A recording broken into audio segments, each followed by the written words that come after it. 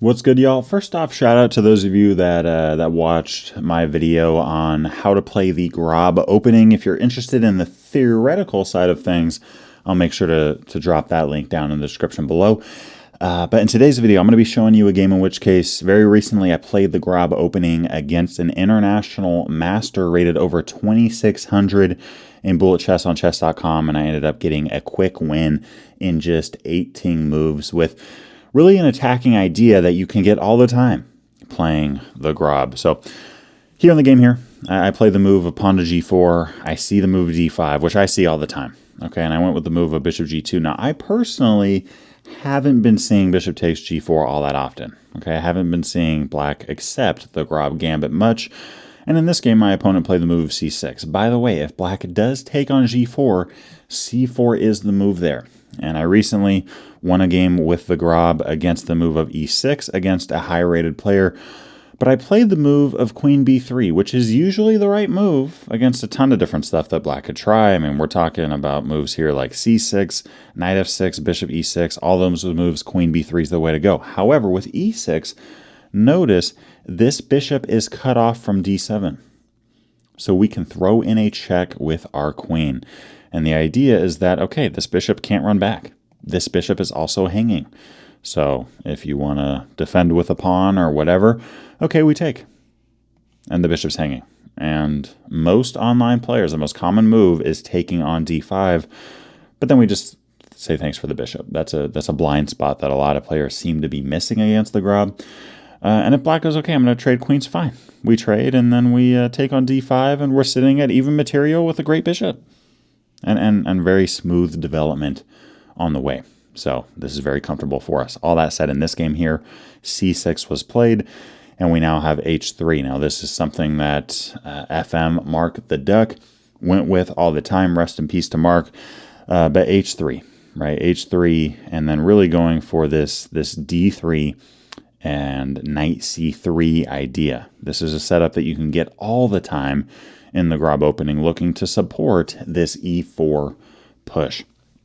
What I will say is that upon further analysis of this game, e4 could have been played immediately. Now, knight c3 was a good move too, but with e4, I don't have to be worried about black taking because I can capture back and black's not going to take my queen. Usually, not always. I mean, there's exceptions out there like the English rat defense or whatever, but most of the time, if your opponent can take your queen and your king has to take back instead of your rook capturing back, it's usually bad, right? But here we don't have to be worried about that because the bishop's on d6. And if black throws in a check, okay, we block. You wanna trade? Great, go ahead. We're good with that.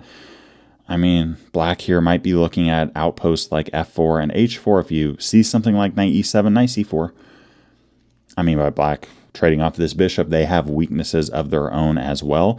And okay, if you want to take now, our rook can capture back. This is great for us. If knight g6, we can play knight f3, doubling up against that pawn, right? Very playable there. If knight f4, bishop f1, we're okay. We're okay here. I know that this knight is very active, but at the same time, we have a lot of activity against e5. Our bishop is neutralizing that knight, and if f6 or something, g5. And we're going to have access to that G1 file, something that we get all the time in the Grob and something that our opponent hardly ever gets is access to the G file there. On top of that, guys, by the way, I mean, with this, for example, against the move of knight G6, the reason knight D6 check there isn't winning is because black has king E7. They don't have to step into check there from our rook. They don't have to just give up the bishop. They can play king to E7. So that's why I was holding off on the move of knight to d6, because that actually just helps black improve. All that said, in the game here, I played knight to c3, and then the move of e4 again.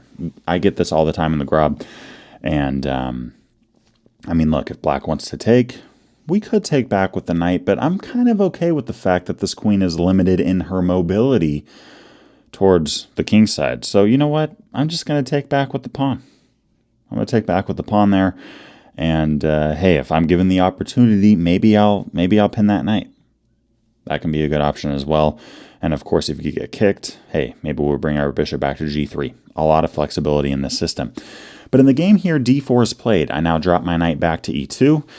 Very common idea. And with queen to e7, Here I play the move of knight to f3. Now, f4 is a move that is playable as well. f4 is a strong idea, breaking open the king side. And by the way, I mean, black really should take. They should. Okay, I mean, that's the best move. That's the best thing that they got. Against that, we can take back with the bishop. We have a nice, comfortable position. If you want to take again, okay, we capture back. And we're looking towards good development, depending on what black does. Now, when I highlight this, I want us to be careful to not bring our knight here because of the fact that g5 could be played and then our knight's going to have nowhere to go. So we do have to really keep this e2 square available for the moment. Now, depending on what black does, let's say they castle or something, hey, we can play queen d2. A lot of you guys might enjoy castling queenside. A lot of you might enjoy just, playing something like knight f3 and castling kingside. But you have a lot of tension towards the square of f5, which is a great attacking spot when you're thinking about kingside expansion. Now, if black doesn't take on f4, right, and they castle kingside f5, and I love this idea. Those of you, try out the Grob. You can get this kind of thing all the time. f5, and I mean, we're just crushing this game. I mean, practically speaking. This is something that we see in the hippopotamus defense all the time.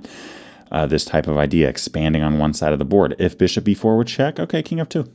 That's fine. We don't care. I mean, our king's on f2, but what are you going to do about it as black? You don't have anything good. Let's just say black develops. Okay, fine, knight g3. We're going to tuck that knight. We're looking towards g5. If black tries to slow that down, h4. We're still going to get it in and take back all you want. Queen h5 here. We have a battery ram. We're threatening to take the knight. We're threatening a mate in 1. And the engine move here is f6 for black, but we're sitting at a spot where we are over +4 for white. Just about +4.4, 4.5. And here we can continue development with knight to f3 and just keep putting on the pressure against the black side. Notice as well, something like queen f7, black offering a trade. Okay, game over. That's it. But all right, in the game, I played the move of knight to f3, which is a playable move as well, knight to f3. And we have castling kingside, and I now ended up going with knight g3 there. Okay, so knight g3, I'm looking towards the f5 spot. a5 was played, and I played knight h4. Now, apparently slightly better than this is playing g5 and then throwing my knight into, yes, the key square of f5. You don't want to take? Fine. We just keep pushing. h5, we can bring our other knight to h4, g6, h6. Our queen can get active. Our bishop can get active. We just have a really fun game there. And if black does take, we capture back, and we are wiping out half of the 6th rank on black side of the board. On black side. Again, h4 is something that we can look at here. Bishop h3 is something that we can look at. Putting the queen on e2 is a good idea. And if black tries to create some counterplay, f6 is the way to go. Great move here. Putting pressure against the queen. You want to take either way, thanks for the queen. You want to take on f6, we take again. You want to take on d3 or f3, again, thanks for the queen. You take back with the queen there, we take the pawn. You take back with the knight, knight takes d4, and you could take all you want. We have king f1. We can take back with our queen here, and sure, black is up material, but I mean, even something, one small little slip like king to h8, bishop g5, we're pinning that knight, and g1 is a square that we could get access to in the very near future, potentially. This rook can also activate to d1 or e1. The knight is looking towards f5, and the engine here has a strong advantage for white. Now, again, in the game, I did not play the move of pawn to g5. I instead played the move of knight to h4, and I do want to point out this idea, okay? If black takes this pawn, they might be thinking, okay, I'm going to sacrifice, my minor piece for a pawn with the idea of snatching off this knight. Well, in this case, I mean, we could take the bishop. Even if black threw in a check and then took, it doesn't really matter. In either case, bishop g5. The queen's done. So keep that idea in mind. This can often make your knight h4 move a very safe idea, and your opponent going, okay, I'm going to take on e4. If they do this, they're probably a pretty decent player, and they probably have good tactical awareness because they are up a pawn, but they don't know about this bishop g5 move. The queen is cooked. Knight h4. Here in the game, we have g6. Black here, my opponent, rated over 2600. I mean, he doesn't want my knight to just jump into f5 freely. So, I mean, g6 there, good defensive move. But bishop g5 was played now. The engine does prefer bishop h6. So, a lot of it comes down to preference. But I think bishop h6 does do a good job of kicking that rook around. And with knight bd7 here, you know, the engine likes slow developmental moves and pressure, which is something that I'm big on. Now, guys, this is a bullet game, okay? But, I mean, a move here like castling kingside, this is great. You're castling kingside, your rook is now looking down the f-file. That's good activity for us. Queen d2 is a good move. Just, I mean, supporting that bishop and forming a little battery ram there. And also looking towards the square of f4, which we may be looking to break through on in the very near future. However, in the game, I played knight hf5, which is about -1 for black.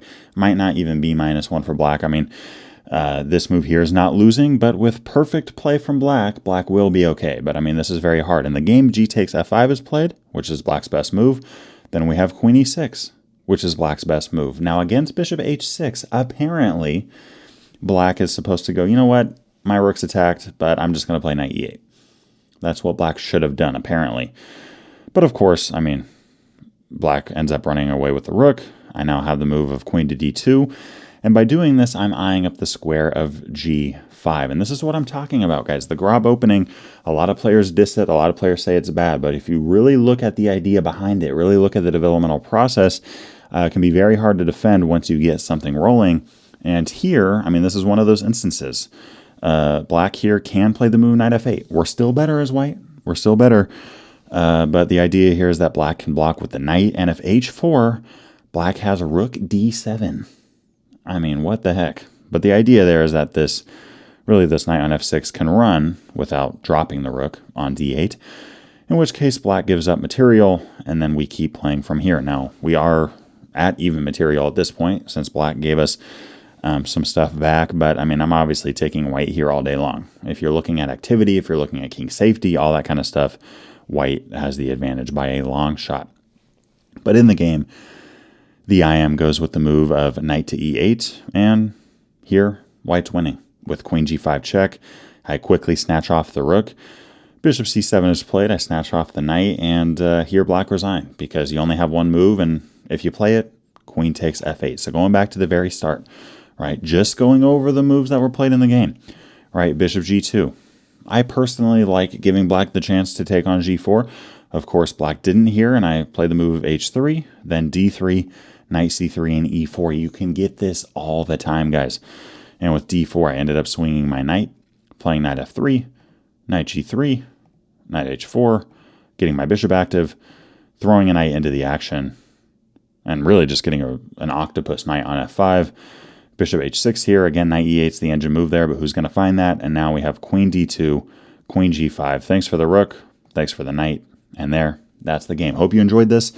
And a quick reminder that for the rest of this month, I'm giving out a 30% off discount code for all of my online courses. I'm talking about the Hippopotamus Defense, the Mastering Chess Endgames course, Ponziani, Knight C3, against the Scandi, the Modern Scandi. I don't know if I mentioned the Czech PIRC or not yet, but you get the idea. 30% off on all those courses if you plug in the discount code CHESS25. So go down in the description below, go down the pinned comment, plug in the discount code CHESS25, and you will receive 30% off on your purchase, no matter how many courses you decide to invest in. Only good for the rest of this month. So make sure to get on that. Look, I know a lot of y'all got to work on your end games. Let's just be real for a second. Okay, so I hope that you guys enjoy that, and thank you for the many of you that have invested in the end games course.